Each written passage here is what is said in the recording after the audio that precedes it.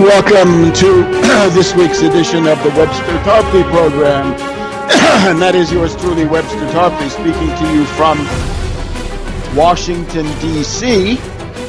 And as soon as this music quiets down, if that's what we can call it, we'll get on to our strategic briefing of the week here on Unbound Radio. And the principal question, of course, is what should you be doing? How should you be mobilizing, right? Not sitting in your easy chair or squatting vulgarly outside of the universe of discourse, but what to do. And it comes down to something very simple. The principal priority right now is one. It is to stop the attack on Syria, to prevent the imminent U.S. war with Syria. And this is a war which could be ordered by Obama, or, let's be frank, it could be something that takes place without Obama even knowing that it's going to start. Remember the infamous bombing of Serbia in 1999, ordered by Al Gore in a kind of a palace coup.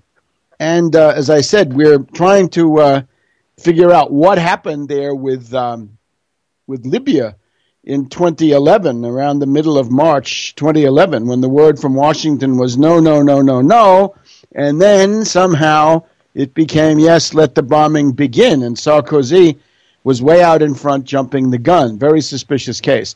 So you're now on the verge of something much worse, believe it or not, than any of that. A glance at the proceedings in Northern Ireland over the last couple of days, the meeting of the Group of Seven, Group of Eight, the Group of Seven Western countries, NATO, U.S., British puppets, what have you, and then, of course, Putin being there providing the antidote.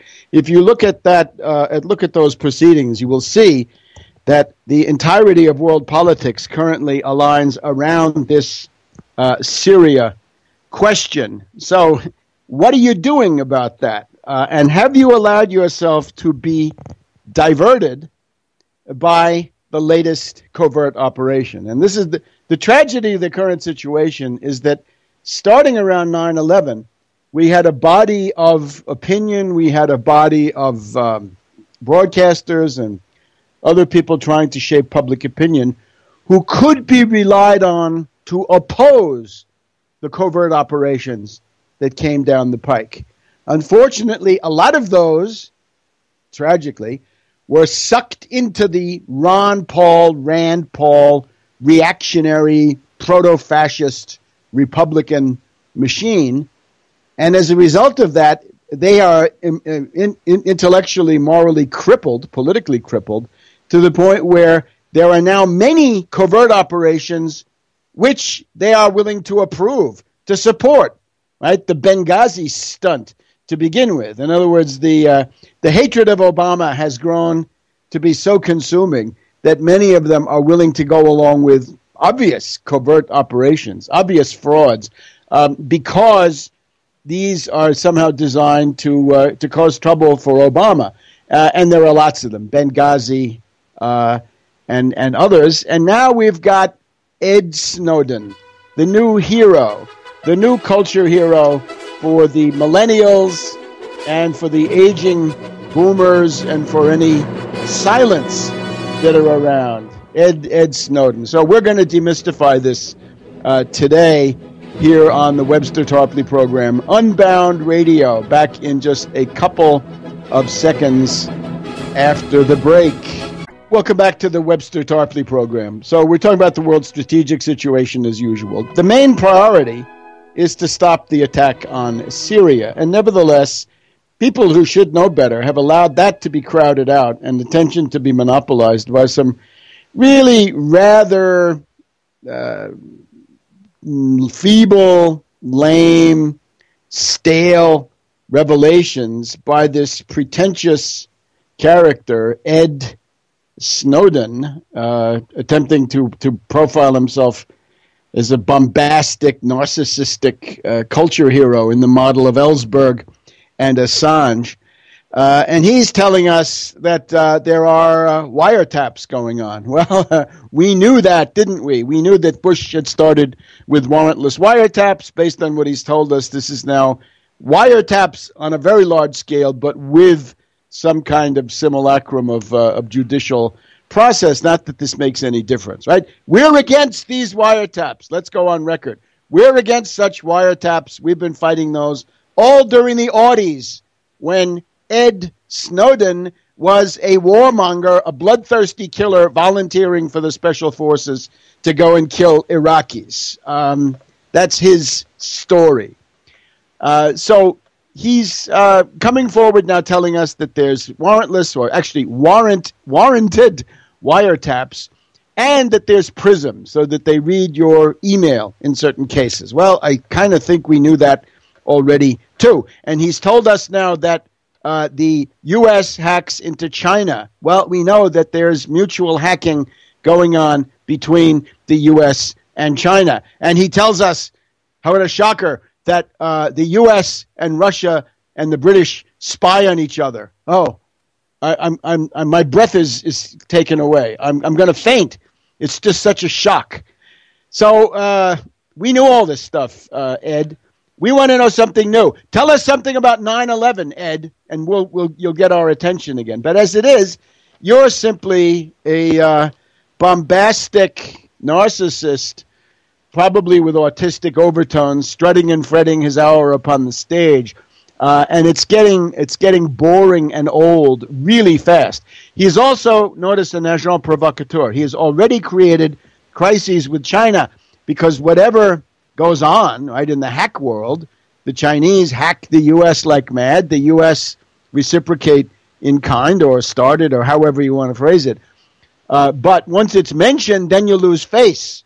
And then that's the big thing, of course, in the Far East, right? The personal dignity, the question of face. And if you're losing face, then you got to do something about that. So this has the potential for real serious mischief. So I would urge the left libs, right? The people out there on the Democracy Now! Circuit, the people that are cooing and oohing over Glenn Greenwald. Norman Solomon has endorsed our dear friend Ed Snowden. Norman Solomon, remember him? It's interesting. All of these people, or many of them, are determined, bitter enemies of 9/11 truth. They can't stand 9/11 truth. Glenn Greenwald practices that same thing a slightly different way under the cover of the blowback thesis, right? That's his approach to it. It does occur, and it's a result of blowback, but that's really just the official story with certain variations on the theme. And remember that blowback is the official CIA explanation, and none other than Obama wrote an article in the Chicago Reader in 2001, 2002, developing this theme of blowback, right? That this is the comeuppance you get for imperialism. And this is, of course, what the left liberals really love. So the left liberals have swooned once again, as Mort Saul once noted. The poor left liberals, they have so few heroes, they have none. So any faker that comes down the pike, they're going to give their heart away. They're just an easy mark for anybody like looking like Assange or Ed Snowden. And then we have the libertarians. They're in heaven. Oh, the libertarians, it proves everything they thought. We're on the slippery slope. The black helicopters, the dictatorship is near. All the paranoid fantasies come out. Played on quite cleverly by Snowden, because Snowden sits there and says, guess what, libertarians, any little bureaucrat, any little apparatchik sitting in a cubicle can come along and tap your phone and read your email, and there's no warrant, and it can be anybody. Even the president is not immune. So the wild mode of exaggeration, the wild slippery slope that never was on land or sea. And all of this then leads to forgetting the main thing, and the main thing is the attack on Syria. You get that attack on Syria, you can kiss your civil liberties goodbye, and I don't care what Snowden is doing for you. Any fool can see that another round of war, and this time bigger, and actually with resistance people who can fight back and will fight back, this will lead to the destruction of any remaining civil liberties. So if you're really concerned about civil liberties, your number one task is stop the attack on Syria. Remember, every time that there's a new war emergency, that's when new liberticide measures, new totalitarian steps are implemented. And then, of course, in addition to that, any other progressive cause will be destroyed in case of war, right? Look at what happened to the United States during World War I with Woodrow Wilson, the police state that came out of that, the Palmer raids, the Espionage Act, the suppression of the pro-German feeling, right? The coleslaw has to be redefined as Liberty cabbage and all the rest of that garbage.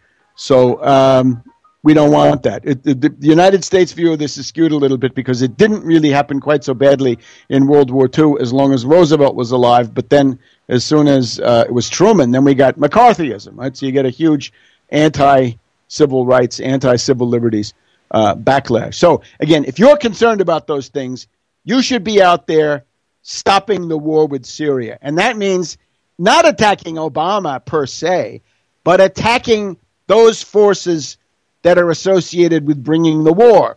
And that's not Obama. Obama is dragging his feet. He is reluctant. He is uncertain. He's vacillating. He's doing the absolute minimum to get by. And then you'll say, well, of course, but he has drones and assassinations and raids and all these other things. Yes, exactly. And that is, in the world that these people inhabit, that's an alternative policy. It's the difference between drones and assassinations of the kind we've seen now over the last 4 to 5 years, and on the other hand, the big battalions, right? The big 1-month air campaign with hundreds and hundreds of planes, and a lot of them shot down this time too, most likely, and maybe some warships sent to the bottom by those cruise missiles or God knows what. This could get really ugly really fast. So between the divine plan, right, what Obama goes with, the drones and this stuff with cyber warfare, economic sanctions, and so forth, between that and what McCain and the neocons are demanding, there is a huge gulf. So get that into your head. And if you don't want that big war, you better do something about it. And, of course, the people who are bringing the war, who are they? It's not Obama. Guess what? It's Cameron and Hague of England. You better find out who they are if you don't know. It's Hollande and Fabius of France. And if you don't know who they are, you damn well better find out. And, of course, McCain and Lindsey Graham, you probably know who they are. These are the amigos, right? And they have a whole clique and a coterie. And they're joined then by the extreme neocons. The libertarians, of course, are on the sidelines pretending that they don't like this. But it's really a feckless opposition. They could be doing so much more that they're not doing. It's a kind of a pro forma opposition. The people like Rubio and Rand Paul and Ted Cruz, they want to see Obama in a quagmire war because then they figure they can impeach him. Here's the reasoning on that. The Republicans would say that it was a mistake to impeach Clinton at the beginning, at the end of 2008, and then have the trial at the beginning of 2009.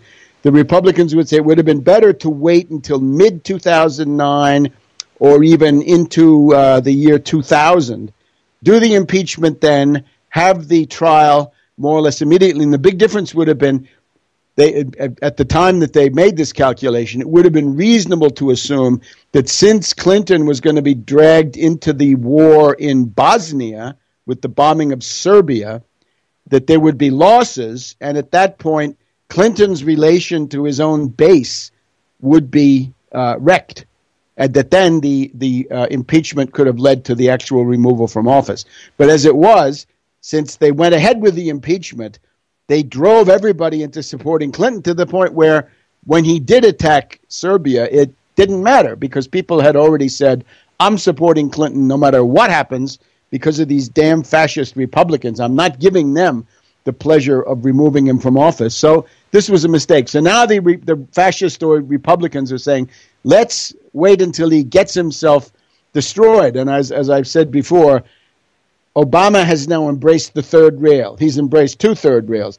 Obama has talked about cutting Social Security benefits with this unspeakable monstrosity called the Chained Consumer Price Index, and adding another $400 billion in Medicare cuts to reach the grand total of $1.1 trillion of Medicare cuts. So with that, he's weakened himself. Now, if he adds a war, he will be impeachment bait, and the Republicans can go all the way and consolidate their lunatic base with a successful impeachment. In other words, one followed by conviction, right, by removal from office in the United States Senate. Now, they don't have that now, but you'll be amazed what a war can do. So then, some more guidance. Now, my approach to this stuff, as you know, if you've read my books like 9/11 Synthetic Terror Made in USA, without which really you can't understand any of this stuff, I try to provide you with a conceptual apparatus so that you can push aside what is normally known as information and develop a concept. I'm not dealing in information. This is not John Locke or Thomas Hobbes or Francis Bacon or Hume on the air. No, this is Platonic Leibnizian philosophy talking. And the idea is you need a concept. So the conceptual apparatus, for example, for state-sponsored false flag terrorism, is you're always looking for the pattern of the moles, the private network, the Wall Street network in our case, inside the government apparatus, which is essential for protecting the patsies and then for rounding them up. You've got to be looking for the patsies, these psychotics, fanatics, double agents, whatever they are, drifting individuals who are the Oswalds or the Attas of the case, and then the one that you don't see, the technicians, the people that actually can, as trained killers or trained technical people, bring about the effects that you see in something like 9/11. So the notion of the moles, the patsies, the technicians, that all of that takes place in connection with drills and exercises in an atmosphere of media control.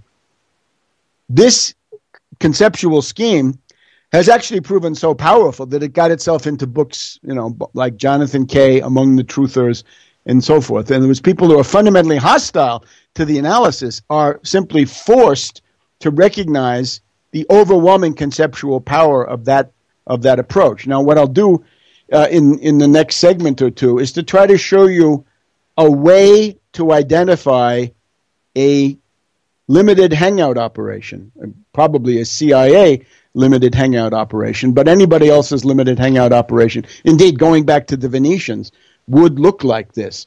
So what we'll try to do is to have a comparison. Ellsberg and the Pentagon Papers.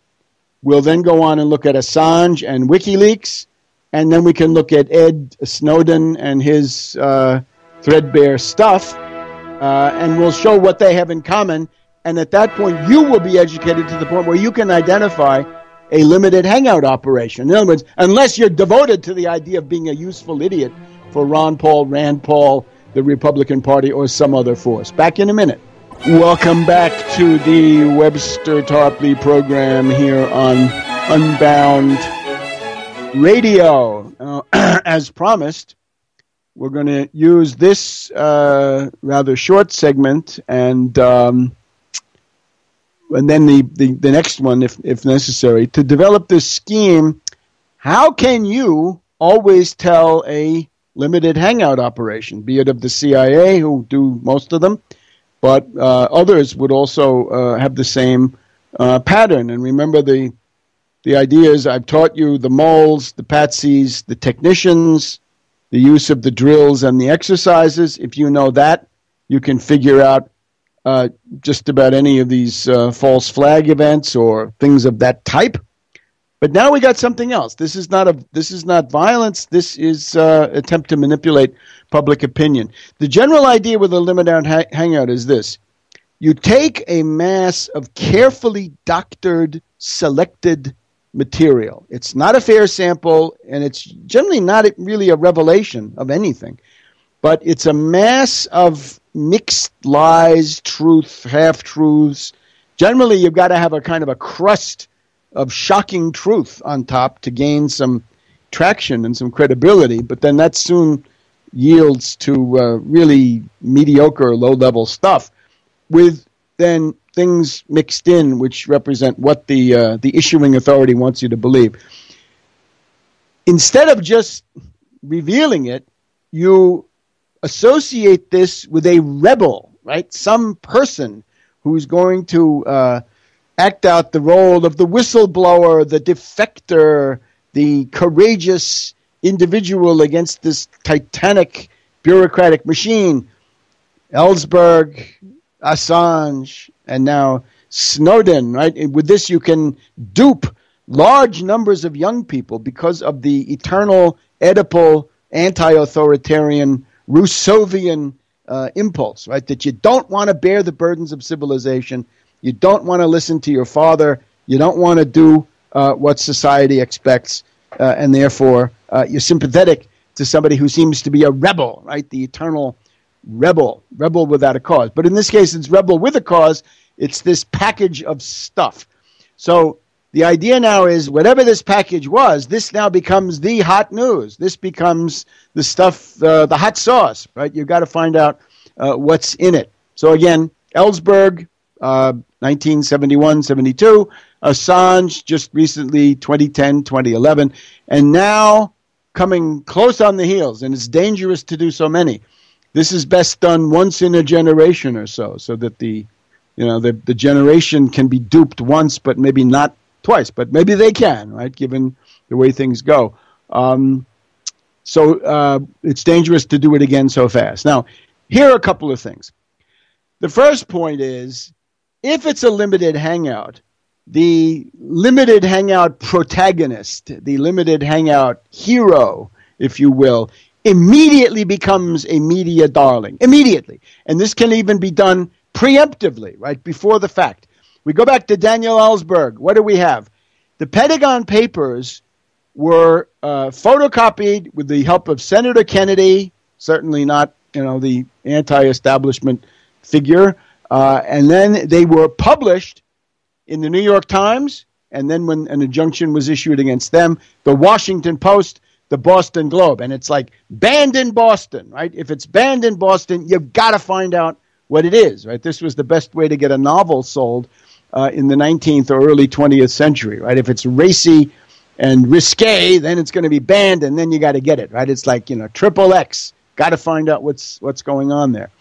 So the New York Times, the Washington Post, the Boston Globe, but eventually it was a consortium of 17 corporate newspapers, and they fought it to the Supreme Court and defeated the Nixon administration. Now, if you have had anything to do with Kennedy assassination research against the Warren Commission, or most likely against the 9/11 report, right, the Kane-Hamilton Commission, if you've been fighting the Warren Commission and the Kane-Hamilton report for any length of time, you know that this is not what happens to you if you are the bringer of messages that the establishment does not like.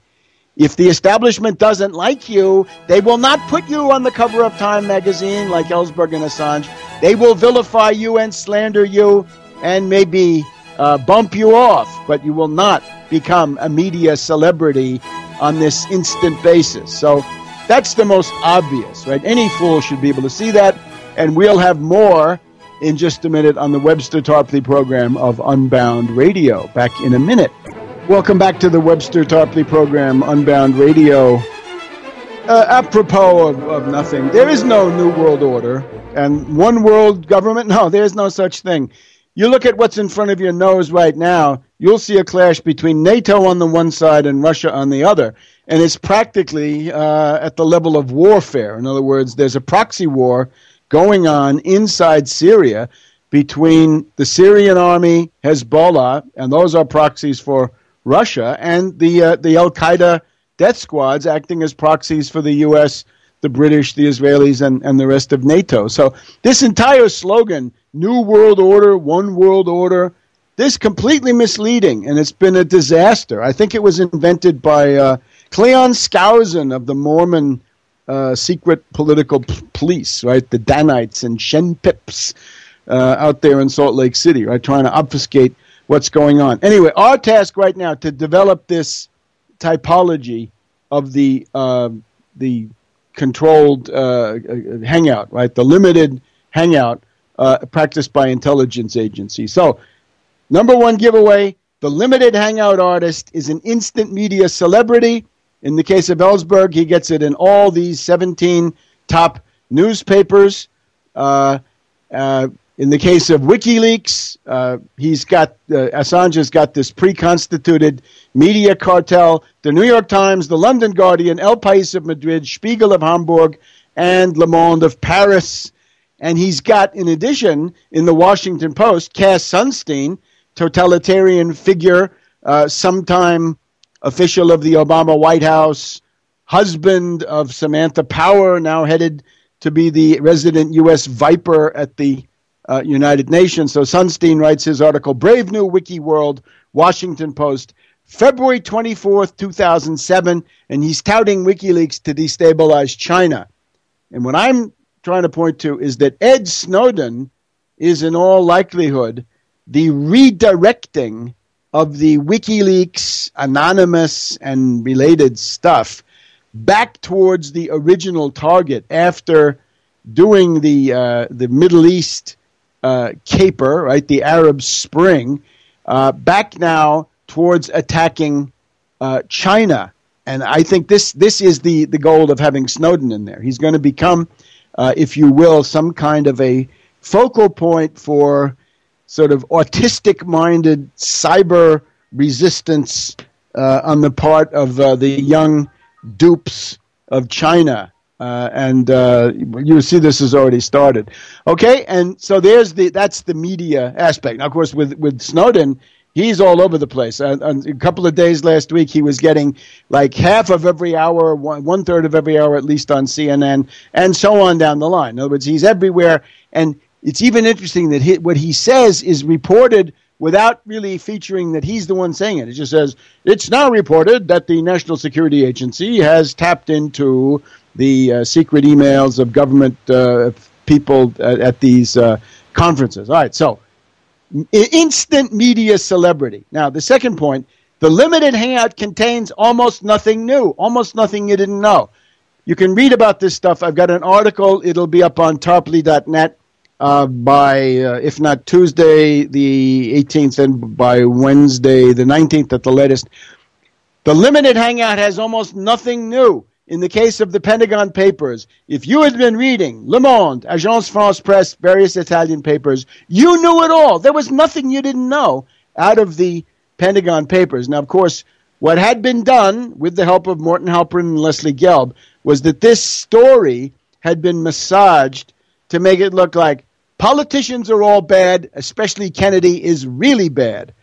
The Army is very bad, U.S. Army very bad, CIA gets whitewashed. Forget about Operation Phoenix, mass assassinations by the CIA, and forget about drug running by the CIA, and so forth. So it's a very smelly package.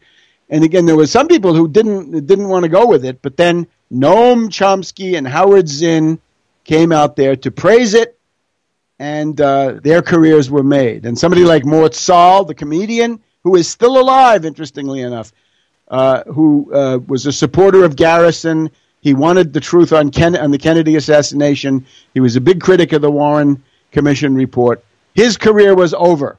And if you look at Morton Halperin and Leslie Gelb, their careers also soared. So anybody who pushed and supported the Pentagon Papers, their career was favored by the establishment. If you were against it, then you got nowhere. With Assange, it's similar, right? He's all over the place. Notice that Assange comes out first with that very, very shocking film of people being machine gunned by a drone or other air asset. But of course, that was already known, right? That incident had been reported. People knew how many. You just never seen it. And of course, seeing it is a different story. So, in the case of our dear friend Snowden, well, I've just been through it, right? We're told There's warrantless wiretapping, but now with warrants. Fine, we know that. There's PRISM. They read your email. We knew that. They great powers spy on each other at international conferences. Yeah, we knew that. And the U.S. hacks China. Yeah, we knew that. So what's new? There's nothing new. Now, the area where more information would really be welcome, of course, are the really big covert operations, and we can just focus on two. The Kennedy assassination, which defined the whole 15 or 20-year period thereafter and really beyond, Vietnam War era, and now the 9/11 attacks and the global war on terror. We've learned almost nothing about these. They're almost never mentioned. And in the JFK case, when you get to the Pentagon Papers, it never happened. I mean, the Kennedy assassination almost is a non-event. It's just never really appears in any systematic way. There's a great desire to get away from it. Anything that had to do with the Kennedy assassination has obviously been expunged, hasn't it? Yes, it has. And even at that rate, 1967, you might expect even something about the Roosevelt assassination, right? The poisoning death of President Franklin D. Roosevelt in 1945, where Stalin told his son, the Churchill gang killed your father with poison. These are the realities. But no, we don't get that. So with Assange, we get nothing about 9/11. What we get is Assange telling the Belfast Telegraph, I'm constantly annoyed that people are distracted by false conspiracies, such as 9/11, when all around we provide evidence of real conspiracies for war or mass financial fraud. And now we've got, Glenn Greenwald now, the sponsor of Snowden, big enemy of 9/11 truth, again, specialized in the blowback theory. Norman Solomon, big supporter, big touter of Snowden, and he's also a big foe of any inquiries into 9/11. So this is still an open question. Huh? If some people would get off their duff and stop following the Republican Party Breitbart Drudge Report talking points, we could actually tear down this entire figure of Snowden. In other words, expose Snowden as a triple agent. Snowden officially is NSA, CIA, then he becomes a defector, maybe Chinese, a traitor, whatever you want to call him. But in reality, he's working for Langley, and as time goes by, that will become impossible to conceal. Another thing is the Damascus Road conversion pattern. The Damascus Road conversion is that somebody like Ellsberg was a complete warmonger, right? He was a Rand Corporation, Dr. Strangelove nuclear planner. He was involved with McNamara. He was working right in the same office with McNamara in the Pentagon. He was then in Vietnam with General Ed Lansdale. General Ed Lansdale is the ugly American. That's General Hillendale. That's Operation Phoenix, in effect, right? That's mass murder of anybody who can read and write, because if you can read and write, you're probably a communist. And then back to the Rand Corporation. So Ellsberg tries to describe a Damascus Road conversion. He says, I was at Haverford College in August of 1969, and I heard this guy saying that he was a draft resistor, he was going to go to jail, and he was going to be happy to meet all his old friends again in the jail.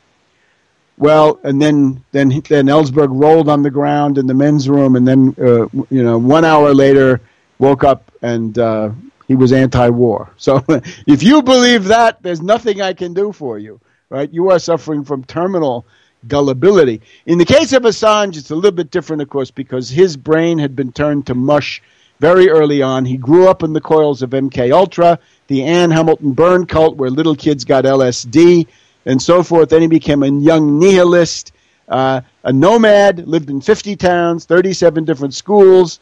Then he's hacking using the screen name Mendax. Mendax means you're a liar. Notice Snowden's screen name Verax, the truth teller. He tells the truth. That's smarter. Assange had a biological father, but his cyber father was John Young of Cryptome. And in 2007, John Young said WikiLeaks is a CIA front. Snowden, of course, $120,000 or $200,000 a year, college dropout, community college dropout, high school dropout, but nevertheless gets this money.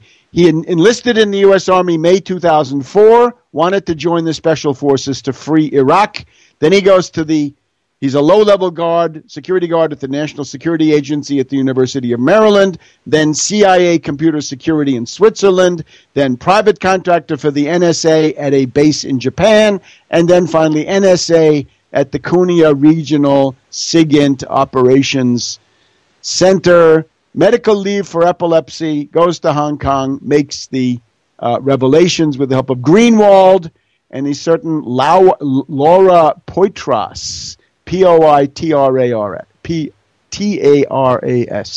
Poitras. And, of course, he's a Paul-tard. He's anti-war, ultra-austerity, libertarian, voted for Ron Paul. So Snowden starts off as a warmonger, but then he realizes, oh, we got a Leviathan state, and we've got to do something about it. So this is also very fishy, very, very smelly. Snowden has remarkable timing. His first reports come out the same day that Qusair fell. The military crisis of the death squads began in grand style. On the same day that the G8 begins, he's got revelations about that. He's got everything, sort of timed perfectly. And again, most of it's trivial.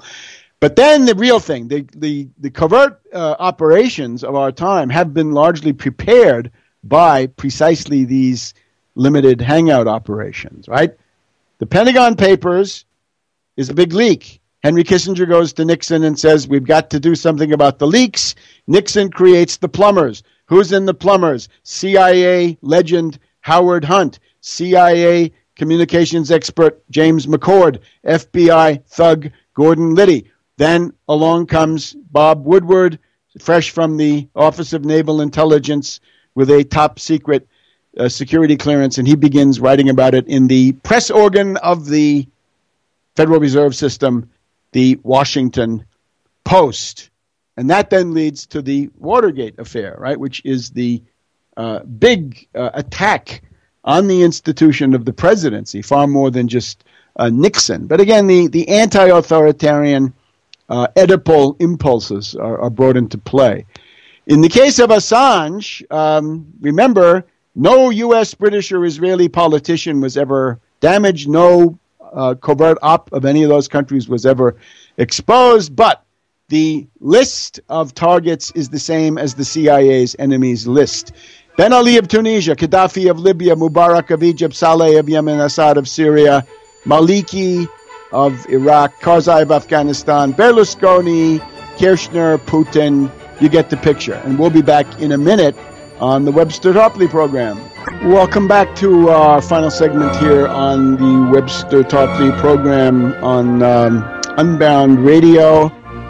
This has been our program of Tuesday, the 18th of June, 2013. And, of course, we are fighting for rights, and we're fighting for economic rights. Don't forget those. Since 1944, the great pending business has been the anchoring in the Constitution of Franklin D. Roosevelt's Economic Bill of Rights, right, where you have a right to a job, to a home, to medical care, to education, to retirement, to freedom from monopoly competition as a small businessman, to a parity price if you're a farmer, and so on down the line. So don't forget those. And tyrants can also come in the garb of libertarian leprechauns in the world that we live in. So we've gone through. You can tell a CIA limited hangout operation if the protagonist immediately becomes a media darling with all the fawning news media immediately lending themselves to the propagation of this stuff. If there's really nothing new about anything, and in particular, if there's nothing whatsoever about the main covert operations of the age, and even an express hostility to that of the kind that we see with Assange personally, or Glenn Greenwald, or some of the other backers that have attached themselves to this, like Norman Solomon, And then we've also got the idea that covert operations are being created, right? So in the case of the Pentagon Papers, it's Watergate. In the case of Assange and WikiLeaks, it's the Arab Spring, the destabilization of all these countries, not just in the Middle East, right? Because there was the ouster of Berlusconi came off this. There was an attempt to have a color revolution in Russia. Thank God that failed, but they tried it, and they're still doing it. Now, we're sitting here looking at Ed Snowden. What covert operations are going to be spawned by his routine here, right? His number that he's prancing around, purporting to carry out. Well, you can see one of them is to dupe and neutralize anti-war opinion in the United States, not even just to dupe them and neutralize them, but to get them to attack Obama as if Obama were the main bringer of war. This is absolutely fatuous. This is the stupidest thing I've ever seen. Remember, there's no greater sign of idiocy and naivete than to assume that the president automatically has power, or that whatever happens is because the president has willed it. No, it's generally the other way around. You've got to prove that the president did it in order to exonerate the permanent bureaucracy, the palace guard, the rogue network, of course, that's been there for, this 125-year period, since around the time of Grover Cleveland. We actually ought to have an anniversary of that from year to year, and maybe we can work that out, right? The day when Grover Cleveland signed the U.S. public debt over to Morgan and to London is the birth of the U.S. rogue network, of course, always closely connected to London. So Snowden has already accomplished that, right? He has substantially diminished the anti-war opposition. And this may go all the way to a regional war in the Middle East and to a world war. Won't that be nice? Hey, left liberals, hey, libertarians, you can really pat yourselves on the back with that one, that your vigilance and your relentless desire to be duped and to be useful idiots was able to prevail under these conditions. Now, the other thing has got to do with China. At the level of governments, you can see that Snowden has already increased the tensions between the U.S. and China. He's also increased the tensions, certainly at the Northern Ireland Summit, because everybody knows that the same British spy operation, that's the GCHQ of Cheltenham. If you'd never heard of them, I think I talked about them here last week.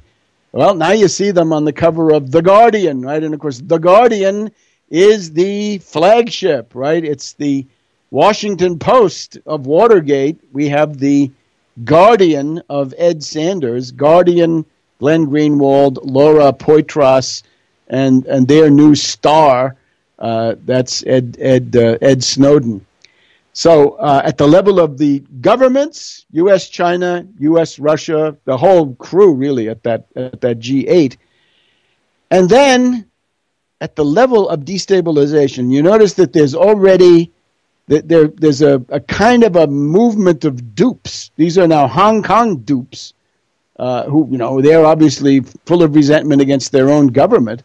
They want to orient themselves towards Snowden as their hero of internet freedom for China. So he's got an immediate following of dupes inside China. He may have an immediate following of dupes inside Iran and so forth. People who are so focused, again, autistic. They're focused on their internet privacy and the world be damned, right? If 50,000 people starve to death every day, who cares? If we're on the brink of a big war in Syria, who cares? So I'm urging you, don't be a useful idiot. Don't fall for this stuff.